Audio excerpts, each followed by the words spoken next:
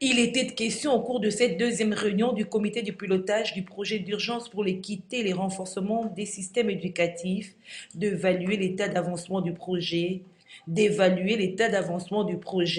les résultats, aussi les risques qui se présentent afin de ne pas rater les résultats attendus.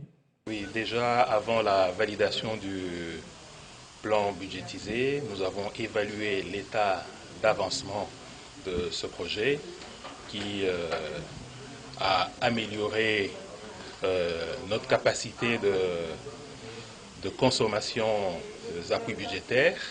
Nous avons également évalué les résultats et aussi le risque qui se présente afin que nous ne rations pas les résultats attendus en ce qui concerne le renforcement de systèmes d'enseignement dans notre pays, conformément au programme du gouvernement et à la vision du président de la République qui tient absolument à la gratuité de l'enseignement. Satisfaisant au cours de cette évaluation à mi-parcours. Nous avons finalement validé le plan de travail budgétisé à plus de 64 millions, ce qui va nous amener à décaisser d'autres montants, notamment 130 millions et 180 qui va s'en suivre. En croire le coordonnateur du projet PERS, Guy Lawembo, l'autorisation de travailler dans les limites de ce budget leur a été donnée.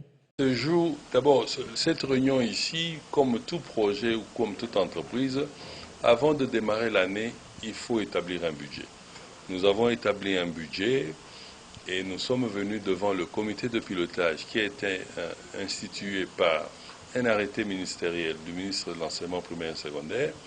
C'est dans ce cadre que nous sommes venus devant le ministre et tout le comité dans lequel le ministère des Finances est représenté par le secrétaire général, le ministère du Budget par le secrétaire général, la présidence de la République, la primature.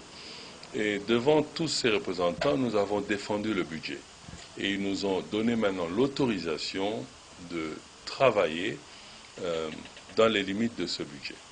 Et une fois que nous commençons à travailler, nous pouvons réaliser nos résultats qui vont déclencher plus tard les paiements en termes d'appui budgétaire.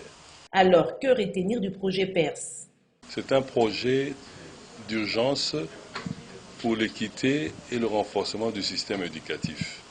Le gouvernement, avec la Banque mondiale, se sont mis d'accord pour monter ce projet afin que la Banque mondiale puisse appuyer directement la mise en œuvre de la gratuité. Donc c'est un projet qui tient directement à cœur le président de la République